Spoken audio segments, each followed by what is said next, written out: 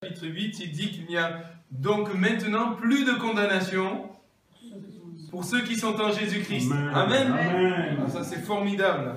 Il est dit aussi ceci au verset 9 que si quelqu'un n'a pas l'Esprit de Christ, il ne lui appartient pas. Mais si nous avons l'Esprit de Christ, nous lui appartenons.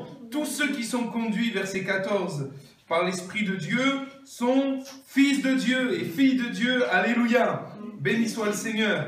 Et donc, étant enfant de Dieu, étant du royaume de Dieu, de la famille de Dieu, verset 28, nous savons maintenant du reste que toute chose concourt au bien de ceux qui aiment Dieu, Amen. De ceux qui sont appelés selon son dessein. Et juste, je veux rappeler ici ce soir que Dieu dit car il a formé des projets, des desseins de paix et de bonheur afin que nous ayons un avenir et de l'espérance.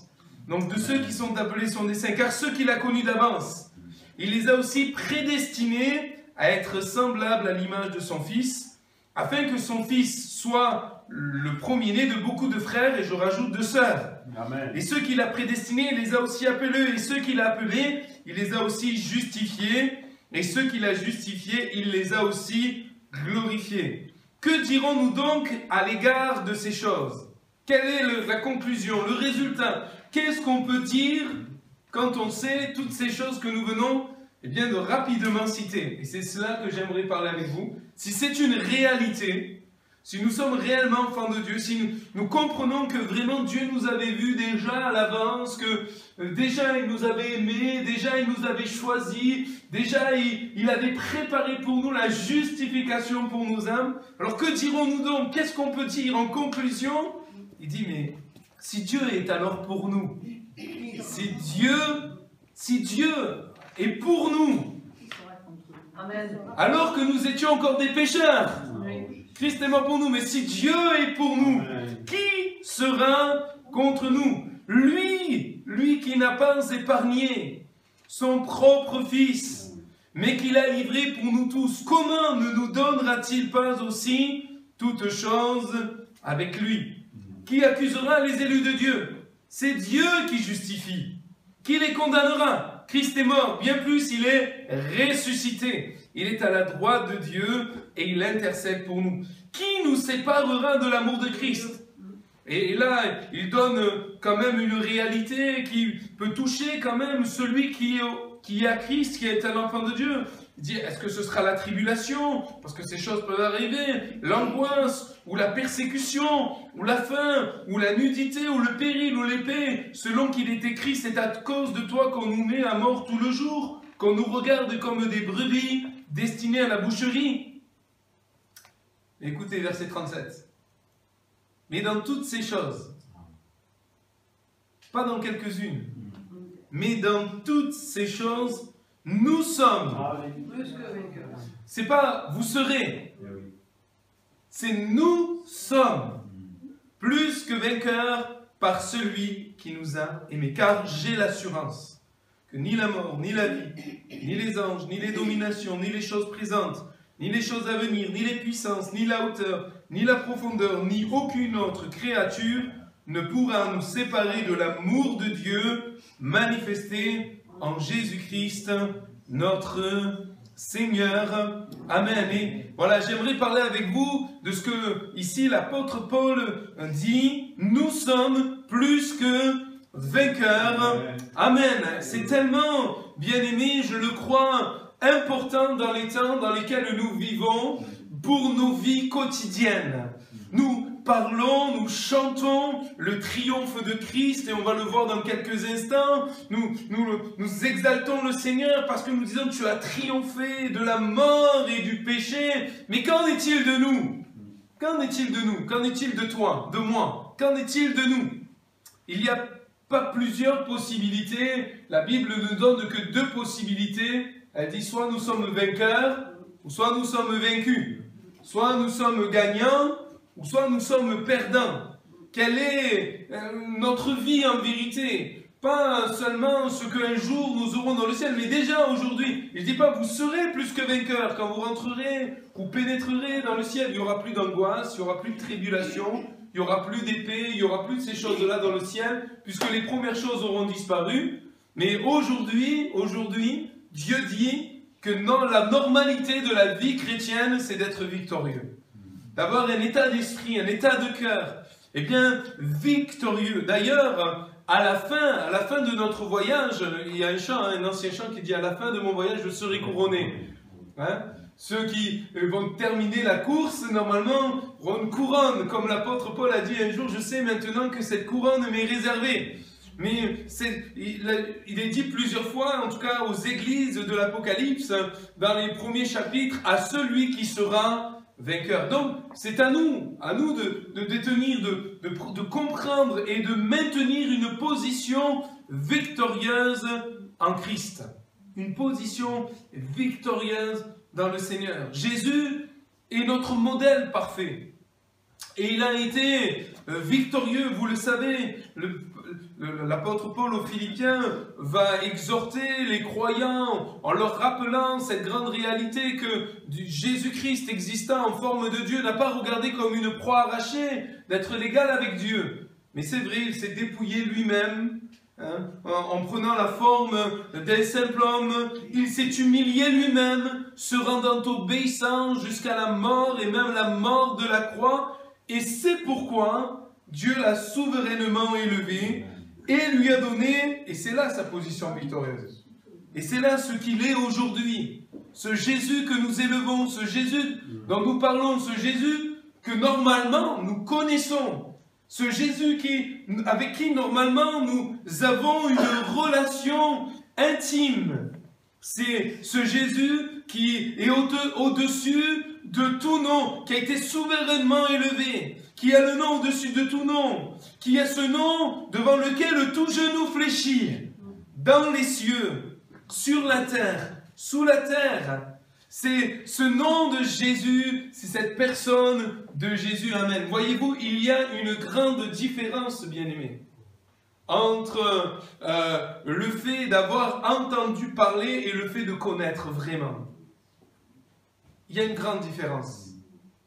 Je discutais avec une dame d'un certain âge cet après-midi qui avait une religion et je lui disais, mais vous voyez, avant que je vienne vous voir, j'ai entendu parler de vous.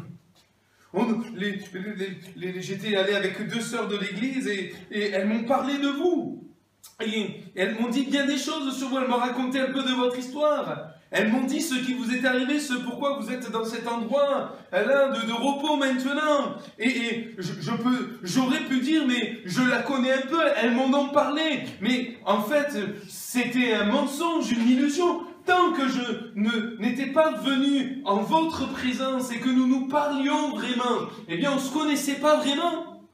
Et c'est ça, connaître Dieu. C'est pas en entendre parler, mais c'est venir le chercher et quelque part pénétrer dans sa présence, parce que quand nous nous approchons de lui, lui s'approche également de nous. Quand nous venons, nous nous approchons de Dieu, comme il a vu que Moïse s'était détourné pour s'approcher, il voit la disposition de notre cœur pour nous approcher, et alors nous le connaissons, nos yeux s'ouvrent et réalisent que Jésus n'est pas le petit Jésus de la crainte, Jésus n'est pas le petit Jésus qui habite même dans une belle église, il n'est pas le Jésus d'une église de Pentecôte, il est ce Jésus qui est au ciel, qui est grand et glorieux, alléluia, qui est devenu notre frère, en se livrant lui-même, qui est devenu notre avocat auprès du Père, qui est devenu notre défenseur, eh bien, contre toute injustice, amen. Ce Jésus qui veut, eh bien, que nous terminions la course en tant que victorieux, que nous soyons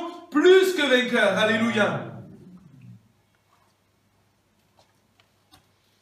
Le but de Dieu, nous l'avons lu, il nous a destinés, il nous a prédestinés, verset 29, à être à l'image, à être semblable à l'image de son Fils. Parce que tel il est, tel en vérité, il veut que nous soyons dans ce monde. Quelle est l'image que l'on a des chrétiens dans ce monde?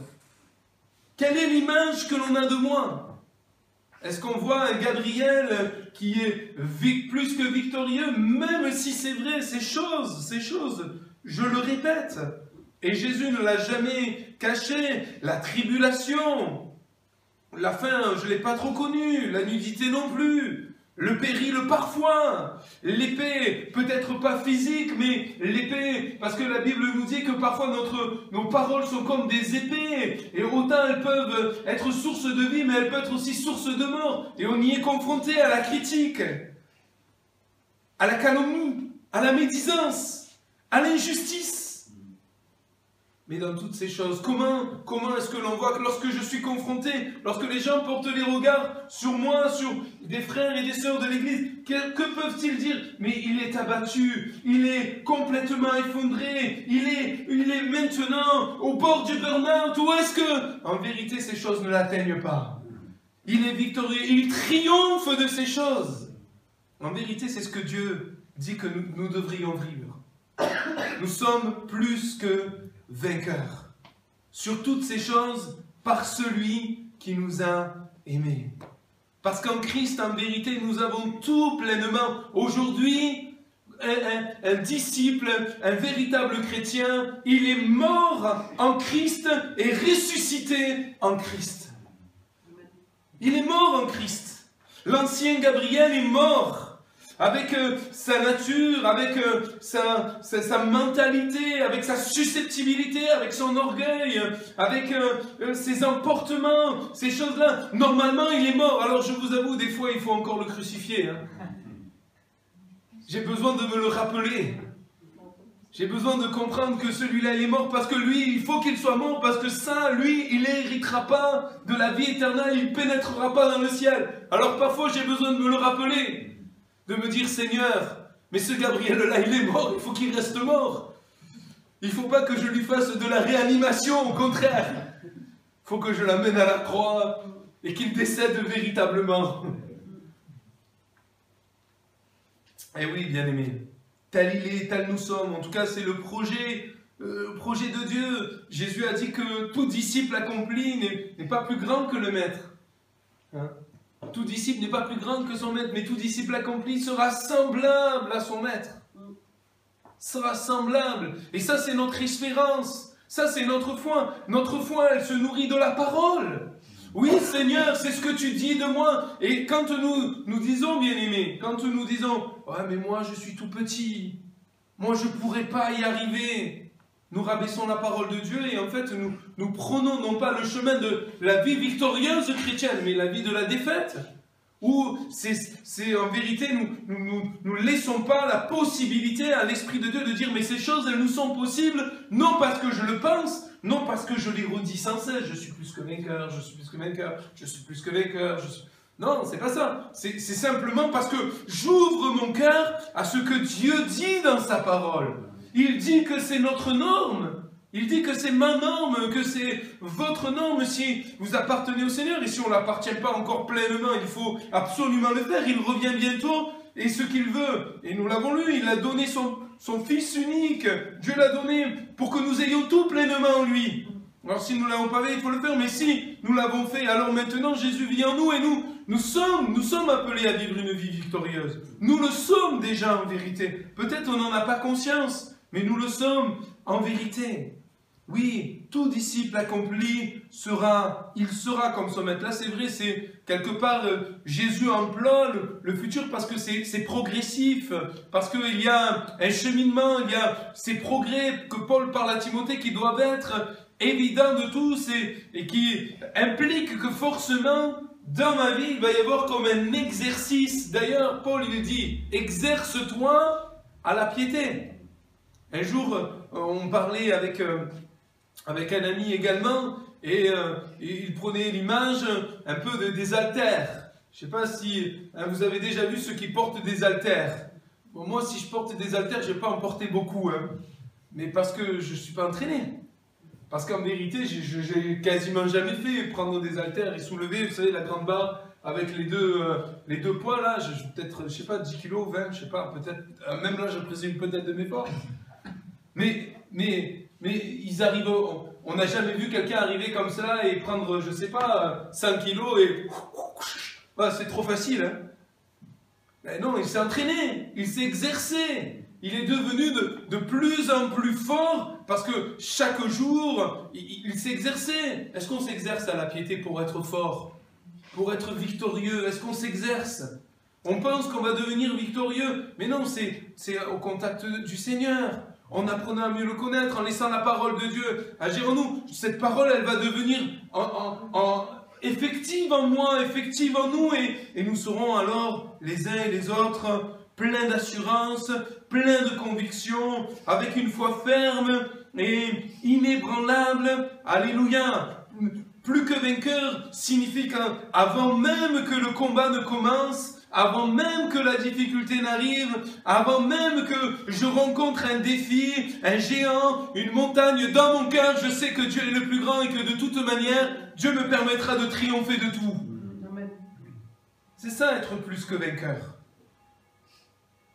Jésus était plus que vainqueur dès le départ et il revient victorieux. À un moment donné dans l'Apocalypse, il nous est parlé de l'un de ces cavaliers de l'Apocalypse et il est dit de lui, il est parti en vainqueur et pour vaincre, mais c'est de Jésus dont il est parlé. C'est ce que Jésus est. Il est victorieux et il revient victorieux. Et il vient chercher une église victorieuse. Comme on en parlait mardi soir avec vos frères et sœurs de Béziers, on vient chercher une église qui est debout sur ses jambes, qui marche, qui est au travail, qui est plein de feu. C'est pas, vous le savez comme moi, ces textes, nous les citons tellement de fois, ce n'est pas une église nonchalante, tiède. Et nous, on l'entend tellement de fois que maintenant, peut-être, on s'en rend pas compte, mais ce sera une réalité. Et beaucoup, croyez-moi, dans les églises seront surpris. Beaucoup seront surpris par l'arrivée soudaine du Seigneur et en voyant qu'en vérité, ils sont toujours là. Et je disais, mais c'est tellement un drame, et je ne sais pas ce que vous en pensez, que le Seigneur, tout au long de notre vie, tous les jours, il dit, venez à moi, venez à moi, venez à moi, venez à moi, venez dans mes bras, prenez du temps, les bras sont ouverts, la porte est ouverte, le ciel est ouvert, le trône de la grâce est ouvert, et finalement s'entendre à la fin, retirez-vous de moi. Waouh! C'est terrible. C'est terrible.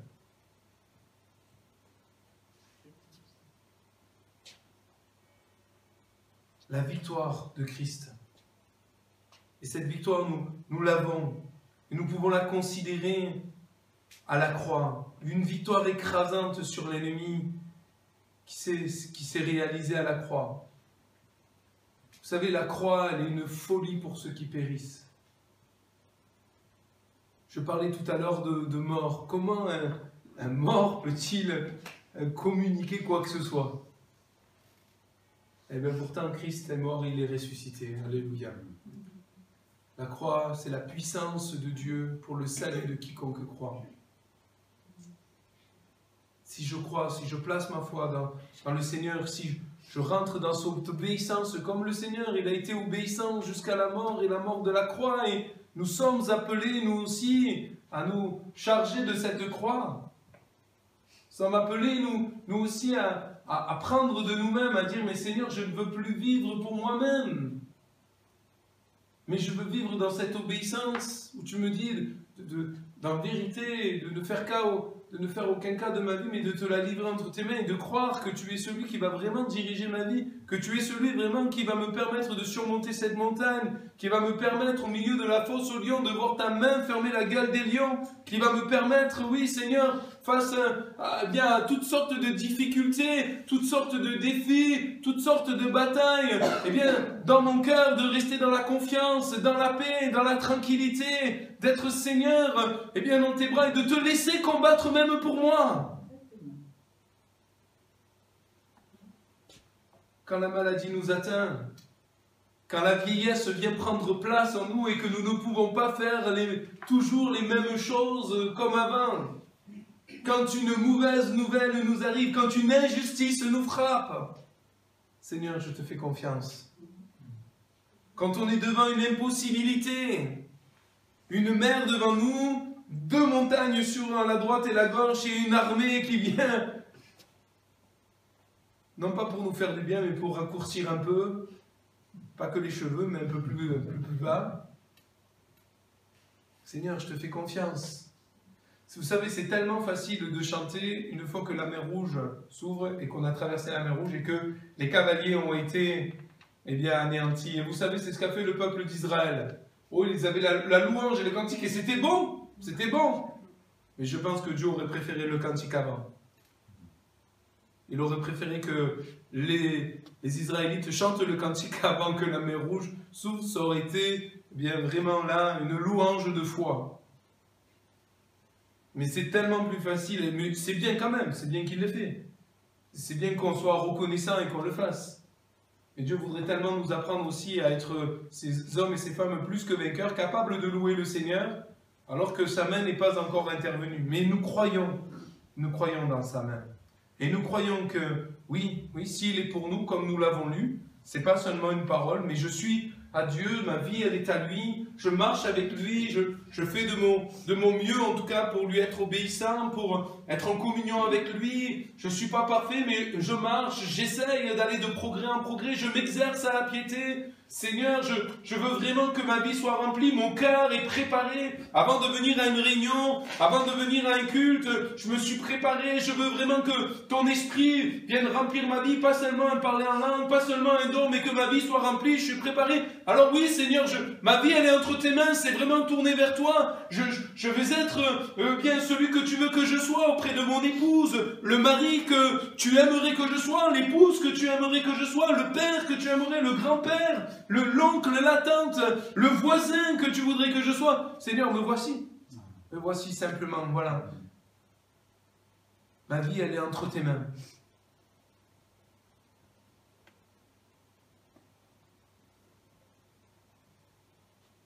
Oh, si nous sommes en Christ, alors oui, nous sommes plus que vainqueurs.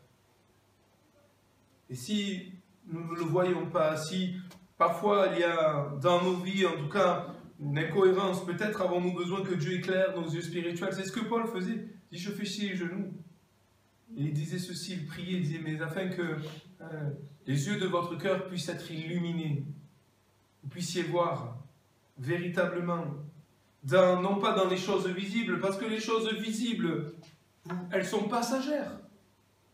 Elles sont passagères, alors que les invisibles, elles sont éternelles. Nous sommes souvent arrêtés sur les choses visibles, mais le Seigneur voudrait nous ouvrir les yeux pour que nous puissions le voir lui.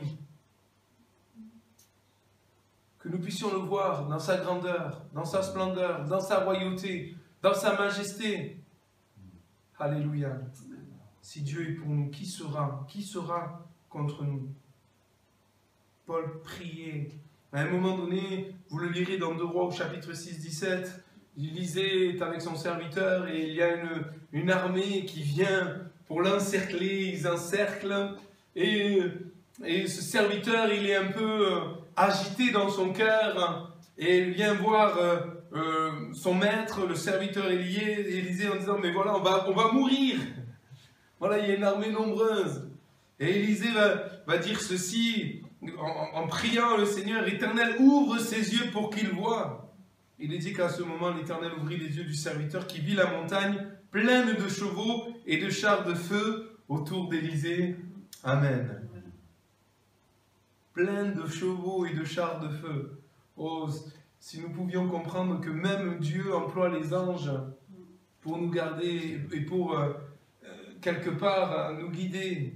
Il est dit que leur ministère, c'est d'être au service des saints, de ceux qui sont enfants de Dieu. Dieu est-il avec nous? En fait, nous le retrouvons cela dans 2 Chroniques 15, 2, mais Dieu est avec nous quand nous sommes avec lui. L'Éternel est avec vous quand vous êtes avec lui. Si vous le cherchez, vous le trouverez. Et ça, c'est vrai. Si il est avec nous, alors on est victorieux. Vraiment avec nous. Vous savez, à un moment donné, eh bien, on trouve dans le livre de Samuel,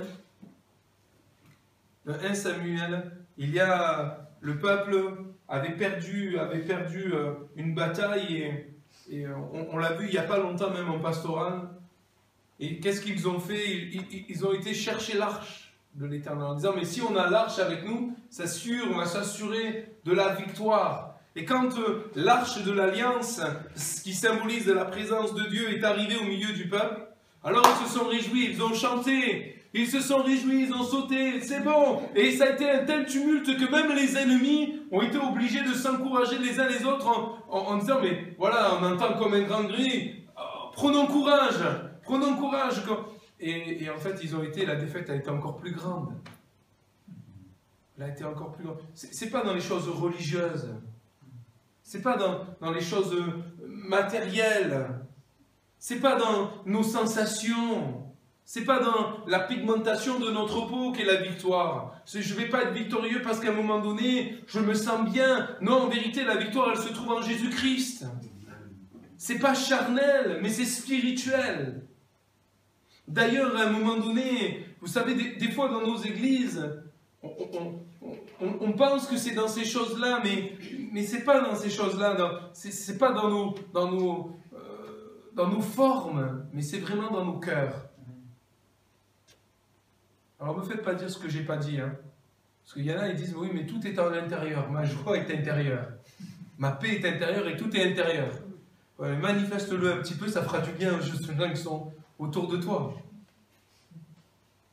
D'ailleurs, quand on a la vie, la vraie joie, moi, je sais pas, il y en a peut-être qui se souviendront comme moi je me souviens, j'ai moins certainement d'années de mariage, mais quand j'ai rencontré Nathalie, et quand enfin, après tant d'années, j'ai trouvé celle qui allait partager ma vie, je pouvais pas. Je pouvais pas garder ça pour moi en disant, oui, ça y est, j'ai rencontré celle avec qui je vais faire toute ma vie. Et si Nathalie m'avait vu comme ça, je pense qu'elle se serait posé des questions. Non? Qu'est-ce que vous en pensez? Ben oui, hein, forcément. Mais j'étais plein de joie quand j'étais la présenter. J'attendais qu'une chose. C'est d'avoir l'opportunité, le moment de pouvoir... Il y avait une joie, il y avait une effervescence dans le cœur. Alors oui, c'est vrai que la victoire, elle ne se trouve pas dans toutes ces choses, mais néanmoins, je veux quand même équilibrer mes propos. Quand il y a des choses qui se passent vraiment à l'intérieur, on a envie de les partager. On a envie que les autres soient au bénéfice de ce que le Seigneur a fait dans notre cœur. Amen. Victorieux, même quand l'ennemi semble gagner. Vous savez, l'ennemi fait toujours une œuvre qui le trompe. Toujours une œuvre qui le trompe. Toujours. Même si il se peut qu'à un moment donné, nous avons des exemples dans la Bible où Dieu cède à un moment donné à quelque chose même qui pourrait sembler comme de l'ennemi. Mais néanmoins, Dieu cherche notre bien, il veut nous bénir, il a en vue quelque chose de plus grand que l'ennemi ne voit même pas. Que l'ennemi ne voit même pas. Quand il a permis que Job soit touché, Dieu avait quelque chose de plus grand pour Job. Il avait quelque chose de plus grand. Et finalement, Job est sorti parce qu'il est resté fidèle dans la main de Dieu, même si au travers de ses paroles, il y avait plein de choses qui se sont passées, mais ça c'est le cœur de l'homme, et Dieu n'a jamais repris Job. Mais Job est resté attaché à Dieu. Il est resté attaché au Seigneur. Quand on voit, par exemple également dans Marc 5, l'histoire de ce troupeau dans la contrée de Gadara, où toutes ces moutons-là ont été comme possédés, ils sont jetés. Dieu non seulement a délivré un homme entièrement, mais il a délivré toute une contrée de tout ce qui était impur. Mais ils ne l'ont pas vu. Ils ont voulu se débarrasser de Jésus, mais en vérité, ils ne pouvaient pas garder ces choses, ils ne pouvaient pas manger. Les cochons, ce n'était pas des brebis, des moutons, c'était des cochons. Vous ne pouvez pas manger les cochons, donc Jésus a fait une pierre deux coups.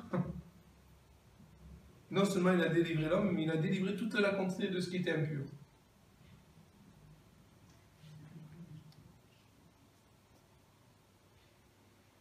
Que servirait-il, hein? Que servirait-il de venir vraiment toute notre vie dans une église, de lire les Écritures, d'entendre les prédications et finalement de vivre une vie de défaite. Comment le Seigneur va nous trouver à la fin de notre voyage? Je le redis, l'apôtre Paul a dit « J'ai combattu le bon combat, j'ai gardé la foi. Je sais que cette couronne de justice, elle m'est réservée. » Mais pas simplement à moi, mais à tous ceux aussi qui auront aimé son avènement. En fait, c'est l'épiphanie, le fait que Jésus soit venu, le fait que Jésus un jour aussi reviendra. Seigneur, je veux te voir. Je veux te voir. Je veux te faire confiance et je veux être cet homme, cette femme qui marche de victoire en victoire. Non parce qu'il y a une force en moi, non parce qu'il y a quelque chose en moi qui va faire que, en fait, je suis meilleur. Non, Seigneur, c'est ta présence dans ma vie. C'est le fait que tu tiens ma vie dans ta main et que mes destinées sont dans ta main. Et que ce n'est pas la tribulation, le péril, l'épée, ces choses qui peuvent me ravir de ta main. Seigneur, aucun. Qui va me faire partir et monter dans l'éternité si ce n'est à ton ordre et à ta voix? Personne. Seigneur, tu me dis de ne pas craindre les hommes, mais plutôt craindre celui qui peut faire périr mon âme dans la géhenne. Seigneur, je veux marcher dans la confiance, dans la tranquillité, le repos, le salut. Ce salut, il est en toi. Je veux m'abandonner vraiment entre tes mains. Je veux être comme ces amis de Daniel qui ont pu dire devant la menace, sache au roi que Dieu peut nous délivrer de ta main. Mais même s'il ne le fait pas, sache que de toute manière, nous ne nous prosternerons pas. Ils étaient déjà victorieux. En fait, peu importe le résultat, ils étaient déjà victorieux dans leur cœur. De toute manière, si Dieu nous délivre, on est victorieux. S'il ne nous délivre pas, on est aussi victorieux. Donc fais ce que tu veux. De toute manière, une chose est certaine, c'est qu'on ne se prosternera pas devant toi. On ne se mettra pas à genoux, on ne se mettra pas en terre. Le Seigneur a permis que nous soyons debout sur nos jambes. Il nous a donné la vie éternelle, cette vie de résurrection, pour qu'on soit plus assis, plus allongé du sommeil de la mort, mais qu'on soit debout et vivant. Seigneur, je ne me prosternerai pas. Je serai debout et je marcherai de gloire en gloire en te tenant la main et en te suivant. Alléluia. Amen. Parce que tu as donné ta vie pour cela. Et parce que tu m'as communiqué la vie. On aurait pu prendre David, qui a dit à Saül, eh bien aussi, était animé de cela, quand il parle, mais tu es un jeune homme, et lui, c'est un homme de guerre depuis son enfance. Oh, mais ne t'inquiète pas, Saül. De la même manière que Dieu m'a délivré du lion et de l'ours, l'Éternel me délivrera aussi de la main de ce Philistin, de cet incirconcis. Il n'a même pas commencé à mettre un pied sur le champ de bataille, mais il est déjà victorieux. Parce que c'est au nom de l'Éternel. D'ailleurs, quand il vient devant Goliath, il dit, tu t'avances avec moi, devant moi, avec la lance et le bouclier, mais moi je viens au nom de l'Éternel des armées. Il est plus grand que ta lance et ton bouclier. C'est l'arme de destruction massive. C'est le Seigneur. Il n'y a pas de plus grande arme. Il n'y a pas de plus grand défenseur. Il n'y a pas de meilleur bouclier que lui. Et je pourrais prendre un dernier exemple. Tout cela pour vous montrer dans quel état d'esprit Dieu veut animer nos cœurs, nos vies. Et c'est qui doit animer nos cœurs quand nous sommes en communion avec lui, quand nos yeux sont ouverts sur qui il est véritablement. Pierre et Jean sont montés au temple dans Actes au chapitre 3 et il se trouve que par leur intermédiaire, parce qu'ils ne sont qu'un moyen, eh bien, il y a un paralytique qui est guéri à la porte du temple. Vous vous souvenez de cet homme qui rentre dans le temple? D'ailleurs, vous avez vu, hein, lui il ne cache pas sa joie. Hein. Il a la vie, et il dit qu'il marchait sautant et louant Dieu. C'est un des chants préférés de mes filles, hein, parce qu'en fait, elles font les gestes. Elle dit marchant, sautant et louant Dieu. Alléluia. Et tout le monde a pu voir cet homme et c'était formidable, sauf que les religieux, ils n'ont pas été très contents. Ils ont pris à part, eh bien, Pierre et Jean, ils les ont roués de coups, présentés devant la plus haute autorité religieuse qui était le Sanhédrin. Et là, ils les ont appelés et ils vont leur défendre absolument de parler et d'enseigner au nom de Jésus. Et Pierre et Jean, ils ne se démontent pas. Ils ne savent pas ce qu'ils vont leur faire, ils ne savent pas. Il dit, mais voyez vous-même s'il vaut mieux plutôt obéir à Dieu plutôt qu'aux hommes. Et de suite après, le verset d'après, il nous est dit qu'ils les ont quand même relâchés, mais ils ne pouvaient rien leur faire. Dieu était vraiment avec eux. Dieu voulait vraiment qu'ils puissent continuer eh bien, à répandre la parole. D'ailleurs, dans ce passage de Acte 4, quand ils vont retourner vers les leurs et qu'ils vont raconter un peu toutes ces choses, et ils vont commencer à prier, ils ne vont pas dire, ils ne sont pas dans un état « Oh Seigneur, Seigneur, s'il te plaît, qu'il soit plus gentil avec nous, s'il te plaît. » Fais s'il te plaît que fais que les autorités religieuses, tu vois, Seigneur, inclinent leur cœur et tout ça. C'est bon, c'était peut-être bon, certainement c'était bon, parce que Dieu nous demande de prier pour les autorités. Mais dis Seigneur, vois leurs menaces. Vois leurs menaces. Vois leurs outrages. Vois. Seigneur, mais donne-nous de continuer d'annoncer ta parole avec puissance. Et ça a tellement plu à Dieu que le lieu où ils étaient assemblés trembla. Gloire à Dieu. Ils étaient victorieux parce que, en fait, ils ne faisaient pas cas de leur vie. Ils avaient pris la croix, ils suivaient le chemin de Jésus. C'était pas seulement des mots, c'était pas seulement des chants, c'était pas une ambiance, mais c'était une réalité. C'était une réalité. Nous sommes plus que vainqueurs par celui qui nous a aimés. Et s'il nous a aimés à tel point, en donnant son propre Fils pour nous, comment ne nous donnera-t-il pas aussi toutes choses avec lui? S'il tient nos destinées dans sa main, comment ne nous permettra-t-il pas d'arriver à franchir la ligne victorieuse? Mais Dieu veut, il le désire, il a tout donné pour cela. Il a déjà tout donné, tout ce qui contribue à notre vie, à notre piété. À Dieu, à notre Dieu soit la gloire. Amen. Amen. Seigneur, je te bénis. Bien souvent, des fois, on vit comme des pauvres, comme des mendiants, même si, c'est vrai, on a expérimenté la joie du salut, on t'a donné notre cœur.